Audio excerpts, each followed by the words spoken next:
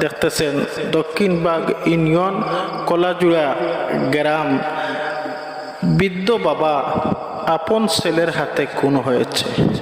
ইন্না লিল্লাহি ওয়া ইন্না ইলাইহি রাজিউন।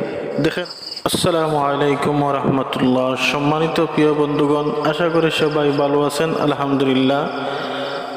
খুবই দুঃখের বিষয় আমি কথা বলতে হচ্ছে।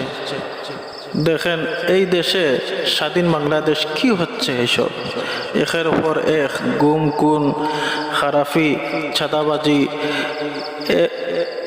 যেই সমস্ত খারাপ কাজ রয়েছে সব খারাপ কাজ যেমন একের পর এক বাড়তেছে দিন দিন।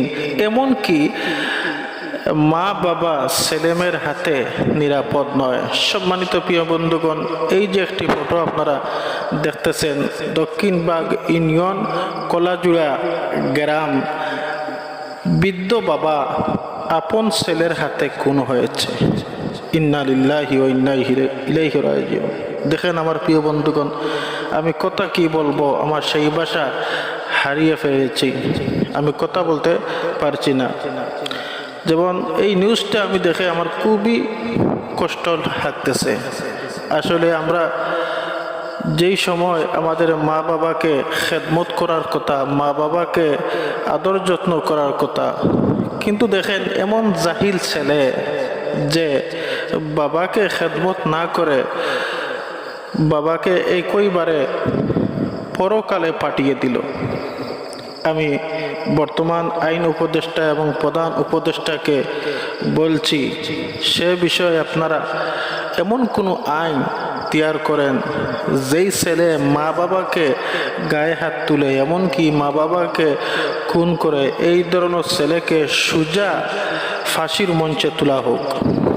যারা মা বাবা চিনে না, উস্তাদের গায়ে হাত তুলে, শিক্ষকদের গায়ে যারা হাত তুলে, যেই সমস্ত ছাত্রছাত্রীরা, যেই সমস্ত ছেলে মেয়েরা যারা মা বাবা চিনে না, যারা উস্তাদ চিনে না, শিক্ষক চিনে না, শিক্ষকের সাথে বেয়াদবি করে, যারা মা বাবার সাথে বেয়াদবি করে, এমনকি মা বাবার গায়ে হাত তুলে, এই ধরনের ছেলে মেয়েকে সোজা যেন ফাঁসির মঞ্চে তোলা হয়, তাহলে দেখবেন এই দেশ, এই জাতি অবশ্যই ঠিক পথে চলবে।